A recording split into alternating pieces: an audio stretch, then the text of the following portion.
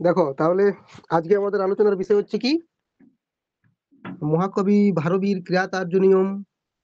এই বড় একটা কি বলবো, মহাকাব্যের প্রথম যে স্বর্গ, বনে চোর ভাষণম, এই স্বর্গের প্রথম 10টি শ্লোক হচ্ছে আজকে আমাদের আলোচনার বিষয়। তো বনে চোর ভাষণম আলোচনার পূর্বে কিরাতার্জুনীয়ম কি আর বনে চোর ভাষণম এই বিষয়টাই বা কি, সেটা আমাদের একটু জানা দরকার। তো ইতিপূর্বে আমাদের কিছু বিষয় আলোচনা হয়েছে। যেমন ধরো, সেদিন আমরা আলোচনা করলাম যে কিরাতার্জুনীয়ম মহাকাব্যের রচনাকার কে, কে বলো তো? মহাকবি ভারবী। মহাকবি ভারবী। আচ্ছা, ভারবী সম্পর্কে কি কেউ একটু বলতে পারবে? না স্যার। সেদিন তো সুন্দর করে বলে দিলাম সবাইকে। হ্যাঁ স্যার, বলেছিলেন তো স্যার একটু। আচ্ছা, দেখো, সংস্কৃত কাব্য জগতে মহাকবি ভারবী হলেন মানে উজ্জ্বল জ্যোতিষের মতো সমগ্র কবি বা মহাকবিদেরই সমতুল্য। হুম। হ্যাঁ সংস্কৃত স্যার। সাহিত্যে অশ্বঘোষ, কালিদাস, মার্কস এদের মতো একজন উজ্জ্বল জ্যোতিষ হচ্ছে মহাকবি ভারবী। ভারবী অর্থ গৌরবের জন্য কিন্তু বিখ্যাত। দেখো, কোন এক জায়গায় উল্লেখ করা আছে যে ভারবেরও অর্থ গৌরবম। যেমন কালিদাস উপমার জন্য বিখ্যাত, ঠিক সেই রকম মহাকবি ভারবীও হচ্ছে অর্থ গৌরবের জন্য বিখ্যাত। তাছাড়াও এক জায়গায় উল্লেখ করা আছে নারিকেল ও ফল সম্মিতং বচ ভারবে। আচ্ছা, এই বিষয়টি কি কেউ একটু বলতে পারবে? নারিকেল ও ফল সম্মিতং বচ ভারবে। স্যার পারবো। হ্যাঁ, বলো বলো ইনজামুল। স্যার বলছিলাম ওই নারকেলের মতো সোজা, এই তো নাকি স্যার? না, সেদিন যে বললাম যে ভারবীর যে সকল রচনাগুলো আছে, সেই সকল রচনাগুলোকে কিন্তু নারিকেল ফলের সঙ্গে তুলনা করা হয়েছে। হ্যাঁ স্যার। এবার সেটা কেন বলো তো? স্যার মানে স্যার নারকেলটা যেমন, স্যার একটু কি বলছিলেন স্যার, হুম, অতটা মনে নাই। হ্যাঁ, বলো বলো হচ্ছে নারকেলটা যেমন স্যার শক্ত। নারকেলের, হ্যাঁ নারকেলের যেমন শক্ত, তার ভিতরটাও অনেকটা সুস্বাদু এবং হ্যাঁ, আসল ব্যাপারটা হচ্ছে যে নারকেল ফল যেমন উপর থেকে শক্ত কঠিন, হুম। ভিতরটা ঠিক ততটাই শাঁসালো এবং সুস্বাদু, তাই তো? হ্যাঁ স্যার। হ্যাঁ, ঠিক তেমনি মহাকবি ভারবীর রচনাগুলো কিন্তু এই নারিকেল ফলের মতোই। যেমন রচনার উপরে মানে অনেক কি বলবো, খুব কঠিন কঠিন শব্দ দিয়ে কিন্তু মানে উল্লেখ করা আছে আর কি।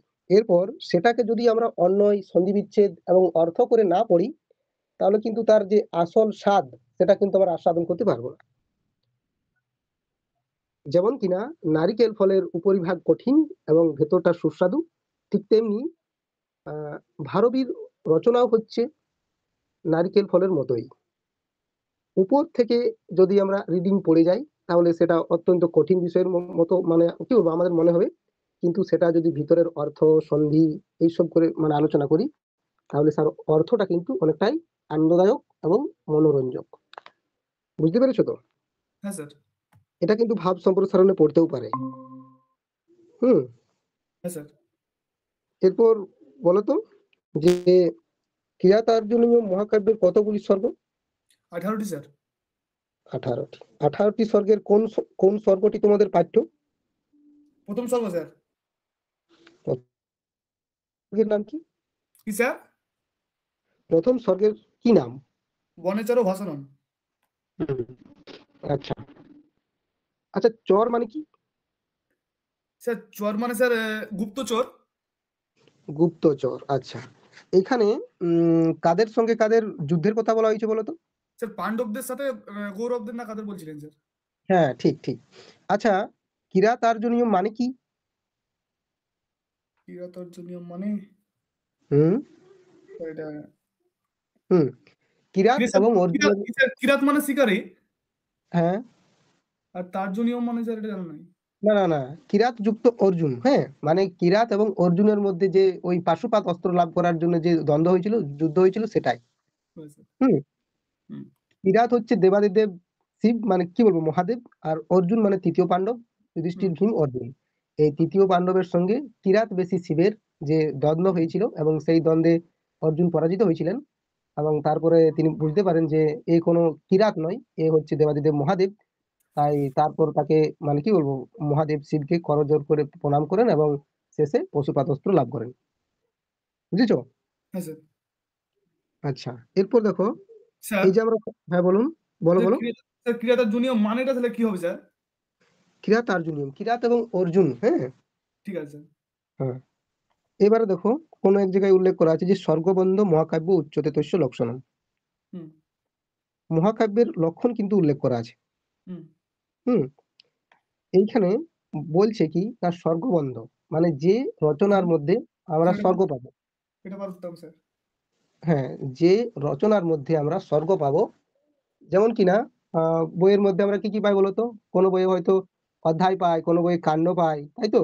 হ্যাঁ স্যার। হ্যাঁ, তাহলে মহাকাব্য আমরা সেই রচনাগুলিকেই বলবো যেখানে আমরা অধ্যায় বা কাণ্ড নয়, স্বর্গ। সেখানে স্বর্গ পাবো। হুম, হ্যাঁ স্যার। হ্যাঁ, তাহলে সেটাকে বলবো স্বর্গবন্ধ মহাকাব্য উচ্চততস্য লক্ষণম। মানে মহাকাব্যর লক্ষণ হলো যে যে রচনার মধ্যে স্বর্গ থাকবে। আর এইখান থেকে সেরকম কিছু প্রশ্ন নেই। এবার আমরা ১ নম্বর শ্লোকে যাচ্ছি। আচ্ছা স্যার। দেখো, প্রথম শ্লোক। ইয়হ কুরুনামধিপস্য পালনীং প্রজা সুবৃত্তিং ইয়ং যুক্ত বেদিতুম স্ববর্ণলিঙ্গি বিদিতঃ সমাজয়জৌ যুধিষ্ঠিরং দ্বৈতবনে বনেচরঃ। এটা হচ্ছে প্রথম শ্লোক। অন্বয় যদি করি, তাহলে কুরুনাম অধিপস্য শ্রিয়ঃ পালনীং প্রজা সুবৃত্তিং বেদিতুং যম অযুক্ত সবর্ণিলিঙ্গি বনেচরঃ বিদিতঃ দ্বৈতবনে যুধিষ্ঠিরং সমাজয়জৌ। তাহলে শ্রিয়, কুরু নাম অধিপস্য পালনী, কুরু নাম অধি, তাহলে কুরু দেশের রাজার কথা বলা হয়েছে। কুরু দেশের কে রাজা বলতো? দুর্যোধন স্যার। হুম, তাহলে এইখানে ব্যাপারটা হচ্ছে এই রকম যে যুধিষ্ঠির একটা গুপ্তচরকে নিযুক্ত করেছিল। কি জন্য? না, কুরু দেশের রাজা দুর্যোধন কিভাবে তিনি তার শাসন কার্য চালাচ্ছেন, এছাড়াও যেহেতু তিনি ছিলেন শত্রু রাজা, তাই শত্রু রাজার প্রতি মানে শত্রু রাজা কি করছেন, মানে যুধিষ্ঠিরের সঙ্গে তো কুরুদেশের রাজা দুর্যোধনের যুদ্ধের সম্ভাবনা আছে, তাই তো? স্যার। তাই তিনি কিভাবে রাজ্য পরিচালনা করছেন এবং কিরকমই বা ষড়যন্ত্র করছেন, এছাড়াও আরো যেমন ওনার কতগুলি ঘোড়া আছে, হাতি আছে, তাছাড়াও ওনার সৈন্য সামন্ত কিরকম, সেই সমস্ত কিছু জানার জন্য যুধিষ্ঠির একজন দূতকে নিযুক্ত করেছিলেন, মানে গুপ্তচরকে চরকে নিযুক্ত করেছিলেন, যে কিনা ব্রহ্মচারীর বেশ ধারণ করে সেই কুরু দেশে প্রবেশ করেন এবং সেই কুরু রাজা দুর্যোধনের সমস্ত রাজ্যের বিষয়বস্তু মানে পুঙ্খানুপুঙ্খ ঘটনা জেনে ফিরে এসছেন মহারাজ যুধিষ্ঠিরের কাছে দ্বৈতবনে। এবং এইখানে এসে উনি বলবেন যে কিভাবে শত্রু রাজা তিনি তার রাজ্যটা পরিচালনা করছেন। সেটা হচ্ছে প্রথম শ্লোক। হ্যাঁ, হ্যাঁ স্যার। এইখানে প্রশ্ন আসতে পারে যে বর্ণিলিঙ্গি, বর্ণিলিঙ্গি কি, মানে কাকে বর্ণিলিঙ্গি বলা হয়েছে? স্যার চোরকে নাকি স্যার বনেচরও? বনেচরকে। হ্যাঁ স্যার। এরপরে প্রশ্ন হতে পারে যে যেমন বনেচর কোথায় কার সঙ্গে দেখা করতে এসেছিলেন? দ্বৈত বনে যুধিষ্ঠিরের সাথে। হুম, আচ্ছা, শুধু একজনাই রেসপন্স করছে, আর বাকিরা কই কিছু বলছো না যে?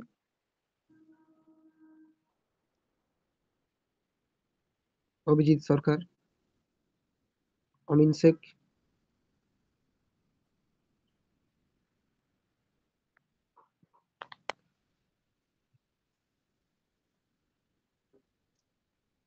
আচ্ছা, প্রথম শ্লোকটা মোটামুটি বুঝতে পেরেছো তো? হ্যাঁ স্যার। হুম, এবার দেখো ২ নম্বর শ্লোক। কৃত প্রণামস্য মহিং মহিভুজে জিতাং স্বপত্নেন নিবেদয়িষ্যতঃ ন বিদ্যতে তস্য মনঃ ন হি প্রিয়ং প্রভুক্তম ইচ্ছন্তি মিথা হিতৈষিণঃ।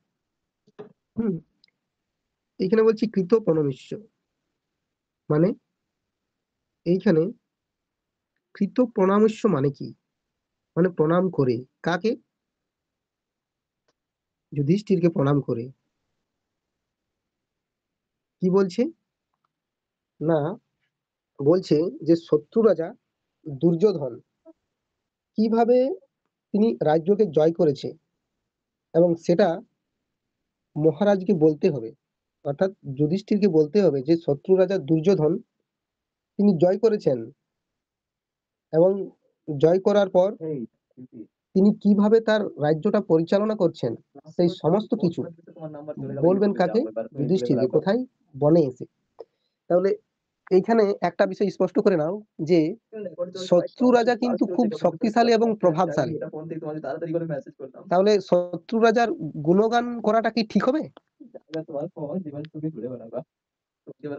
উত্তর দাও। না স্যার, ঠিক হবে না। হ্যাঁ, তাহলে তার সত্ত্বেও এই সমস্ত কিছু বিষয় বনেচর জেনে নিয়েও কিন্তু বিচলিত হননি। কারণ শত্রু রাজা যেরকম, অর্থাৎ ভালো হোক বা খারাপ হোক, ওনার সমস্ত গুণাগুণ কিন্তু মহারাজ যুধিষ্ঠিরকে এসে বলবেন এবং এটা তিনি জানেন যে যদি শত্রু রাজার গুণাগুণ করি তাহলে মহারাজ তাকে শাস্তিও দিতে পারেন। কিন্তু তার সত্ত্বেও বনেচরের মন বিচলিত হয়নি। কারণ কি?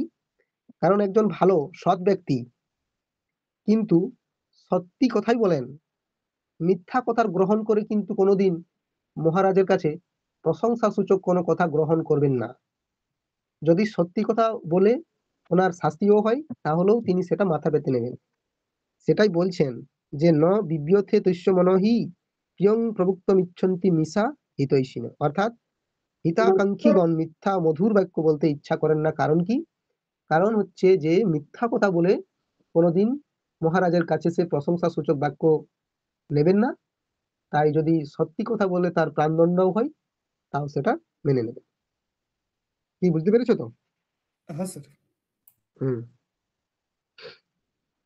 এখান থেকে এই লাইনটা কিন্তু ইম্পর্টেন্ট। হ্যাঁ, ন হি প্রিয়ং প্রবক্তুম ইচ্ছন্তি মিশা হিতৈষিণ, এটা থেকে ভাব সম্প্রসারণ দিতে পারে। তারপরেও যদি লাইন তুলে প্রশ্ন দেই, যেমন কৃত প্রণামস্য মহিম মহিভুজে, এখানে কে কাকে প্রণাম করেছিলেন? সে বনেচর সেই রাজাকে যুধিষ্ঠিরকে। হুম। যুধিষ্ঠির কিন্তু এখন বনে বাস করেন। হ্যাঁ, মানে যুধিষ্ঠিরকে এই সময় রাজা বলা যাবে না ঠিক। হ্যাঁ স্যার। হুম। স্যার, হুম। স্যার ভাব সম্মিলন মানে কি? ও মা, ভাব সম্মিলন না, ভাব সম্প্রসারণ। মানে একটা ছোট বাক্য দেয়া থাকবে, যেমন যেটা বললাম আর কি একটু আগে, যেমন নারিকেল ও ফল সম্মিলিতং বচ ভারবে, হুম এইটুকু একটা লাইন দেয়া থাকলো, হুম এইটাকে তোমাকে সম্প্রসারণ করতে হবে। তার মানে কি? বাড়াতে হবে। ওই ছোট্ট লাইনটির অর্থ তোমাকে ভালো করে জেনে সেটাকে ব্যাখ্যা করতে হবে। প্রথমেই সেটার তোমাকে কি বলবো, উৎস দিতে হবে যে এটা কোথা থেকে নেওয়া হয়েছে, কার সম্পর্কে বলা হয়েছে। হুম এইবার ওই লাইনটির অর্থ কি এবং কোন প্রসঙ্গে এটা বলা হয়েছে সেটা যদি ভালো করে লিখতে পারো তাহলেই ভাব সম্প্রসারণ হয়ে যাবে। আচ্ছা স্যার। ও, চিন্তা নেই, ওগুলো আমি সব দিয়ে দেবো। হ্যাঁ। Okay sir. হুম।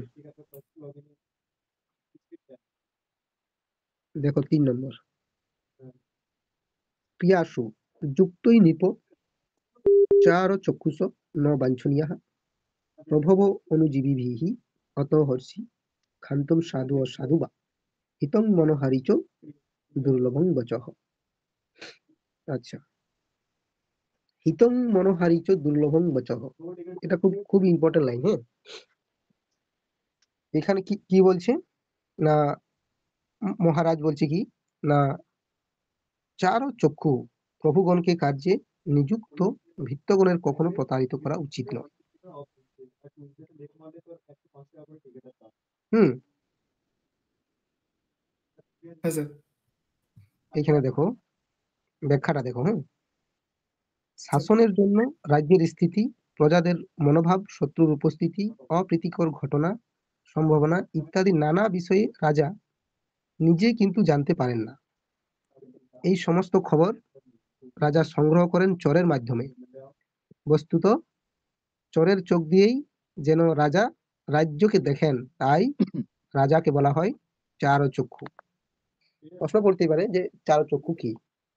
সেটা উত্তর হবে এরকম যে দেখো, এত বড় একটা রাজ্য, মহারাজ কি শুধু একাই পুরো রাজ্যটা কোথায় কি ঘটছে, কোথায় কি চলছে সেই বিষয়টা কি সবসময় পুঙ্খানুপুঙ্খ বুঝতে পারবে বা জানতে পারবে? না স্যার। পারবে না। তার জন্য কি করে না, তার জন্য মহারাজরা চর নিযুক্ত করেন। চর। এবার যদি ধরো আমি এইখানে আছি এবং 2 কিলোমিটার দূরে কি ঘটনা হচ্ছে সেটা তো আমি জানতে পারছি না।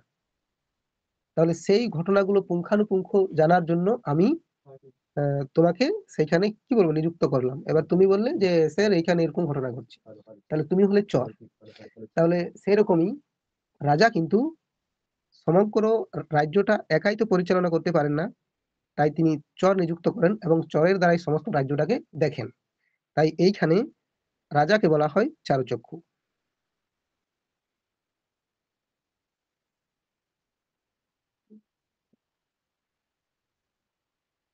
এবার কি হবে না, যে সকল চরগুলোকে রাজা নিযুক্ত করবেন তারা যদি সেই সমস্ত ঘটনার সত্যতা মহারাজের কাছে বিচার না করেন, মানে না বলেন যদি, তাহলে কিন্তু সঠিকভাবে সেই রাজ্য দাঁড়াতে পারবে না, ক্ষতি হবে রাজ্যে।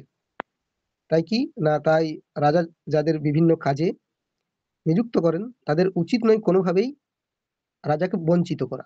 বনেচর যুধিষ্ঠির কর্তৃক যুক্ত হয়েছেন সেই কাজে। সেই জন্য ওই বনেচরের সেই সমস্ত মানে শত্রু রাজ্যের পুঙ্খানুপুঙ্খ বিষয় কিন্তু মহারাজকে বলবেন, এটাই সেই বনেচরের কর্তব্য, সেটাই বলতে চাইছি। কারণ কি, কারণ অপ্রিয় সত্য কথা। হুম। কারণ সত্য যদি অপ্রিয় হয় তাও কিন্তু সেই অপ্রিয় সত্য কথাটাই মহারাজকে বলা উচিত। জগতে কিন্তু শ্রুতি মধুর মঙ্গলজনক কথা পাওয়া দুর্লভ। কথা শ্রুতি মধুর হলেও তা কখনো কল্যাণকর নাও হতে পারে। হুম। মানে দেখো, এইখানে ব্যাপারটা একটু বুঝে নাও। কথা শ্রুতি মধুর হলে তা কখনো কখনো কল্যাণকর নাও হতে পারে, মানে এমন কিছু কথা থাকে যেগুলো সুন্দর কিন্তু ভালো নয়। হুম। আর কি না, আর হলো যে সত্য অপ্রিয় হলেও তা কিন্তু বলা যুক্তিযুক্ত। মানে এমন কিছু সত্য কথা আছে যেগুলো মহারাজকে যদি বনেচর বলে দেয়, তাহলে মহারাজ যদি রেগে যান তাহলে কিন্তু কি হবে না, বনেচরকে শাস্তি দিতে পারেন। কারণ কি, একজন রাজা হয়ে শত্রু রাজার গুণাগুণ কিন্তু কোনোদিনই সেই রাজা পছন্দ করেন না। তাই সেই রাজার কাছে কিন্তু এটা অপ্রিয় কথা, যদিও সেগুলো সত্যি, কিন্তু সত্যি হওয়া সত্ত্বেও সেই কথাগুলি মহারাজের কাছে অপ্রিয়। কারণ দুর্যোধন হচ্ছে শত্রু রাজা, বনেচর এটা জেনে নিয়েও কিন্তু মহারাজকে সেই কথাগুলো বলবেন। কারণ কি, কারণ তিনি একজন নির্ভীক এবং সত্যবাদী দূত তথা চর। কারণ হিতং মনোহারিচ দুর্লভং বচ, জগতে কি না মঙ্গলজনক শ্রুতিমধুর কথা বর্তমানে দুর্লভ। বুঝতে পেরেছো? হ্যাঁ স্যার, পারলাম মোটামুটি। কঠিন লাগছে না? প্রচুর কঠিন লাগছে স্যার। হম, একটু কঠিন আছে পড়াটা। আচ্ছা, 4 নম্বরটা দেখো। হ্যাঁ, ব্যাখ্যা দিয়ে দেবো, বুঝলে? ঠিক আছে স্যার। দেখো, স কিং সখা সাধুর শাস্তি যো অধিপং হিতান্ন চ সংস্নুতে স কিং প্রভু সদা অনুকূলেষু হি কুর্বতে রতিং নৃপেষু অমাত্যেষু চ সর্বসম্পদ। এটা কিন্তু অতটা কঠিন নয়। স কিং সখা সাধুর শাস্তি যো অধিপং হিতান্ন চ ইয় সংস্নুতে স কিং প্রভু। মানে বলতে চাইছি যে রাজা এবং মন্ত্রীদের মধ্যে যদি বিরোধ না থাকে তাহলে কি হবে না, রাজ্যের কিন্তু উন্নতি হবে, তাই তো?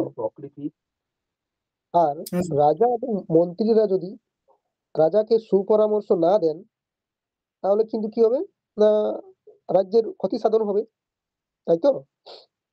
মানে হ্যাঁ ধরো স্যার। রাজা আর মন্ত্রী এরা যদি সবসময় সঙ্গে মিলেমিশে কাজ করেন তাহলে কি হবে না, সেই রাজ্যের উন্নতি হবে।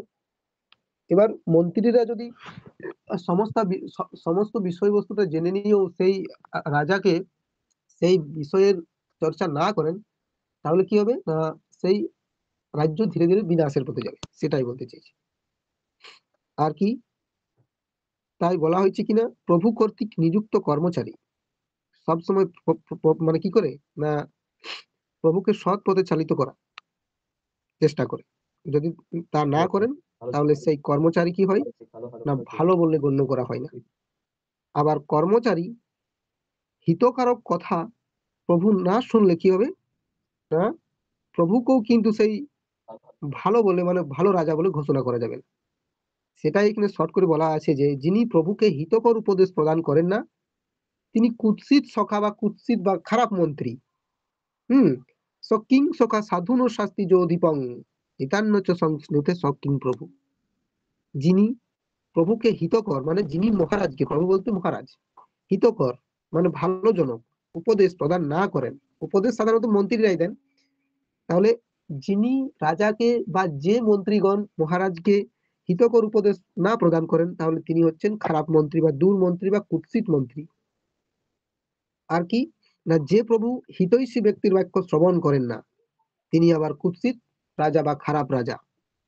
এবার ধরো তোমার রাজ্যে একজন ভালো পণ্ডিত মন্ত্রী আছেন, সেই মন্ত্রী অত্যন্ত ভালো এবং তীক্ষ্ণ বুদ্ধি সম্পন্ন, তাহলে তুমি মহারাজ হয়ে যদি সেই মন্ত্রীর কথাবার্তা চালচলন মানে কিভাবে তুমি রাজ্য পরিচালনা করবে সেই সমস্ত জ্ঞান যদি ওই মন্ত্রীর কাছে না নাও তাহলে তুমি কিন্তু খারাপ রাজা, সেটাই বলতে চেয়েছি। তাই কি নৃপেষু চ অমাত্যেষু মানে রাজা এবং মন্ত্রী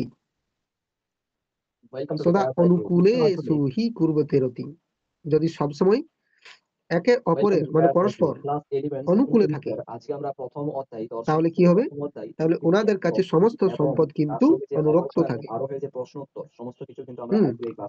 বুঝতে পেরেছো এটা? হ্যাঁ স্যার।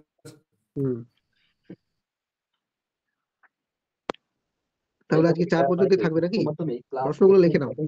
দর্শন বিষয়ে আজকে আমরা Yes, sir. প্রথম অধ্যায় যেটা হচ্ছে কি যুক্তিবিজ্ঞানের লিখো প্রথম প্রশ্ন। তার সঙ্গে তোমরা দেখতে পাচ্ছ Done, sir. যুক্তিবিজ্ঞানের প্রকৃতি থেকে অবরোহ এবং আরোহ অনুমানটা তোমাদেরকে প্রোভাইড করেছে, অর্থাৎ Sir, অবরোহ বর্ণের অনুমান ভাষণ এবং থেকে তো? আরোহ অনুমান এক কথায় হ্যাঁ, বলতে হ্যাঁ। চুক্তিপত্র।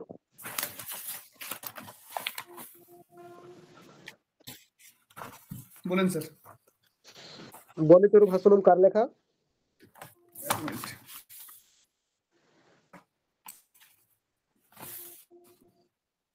হ্যালো এভরিবডি, ওয়েলকাম টু সবাই লিখছো তো? উচ্চ মাধ্যমিক ক্লাস 11 সেকেন্ড সেমিস্টারের প্রথম অধ্যায়।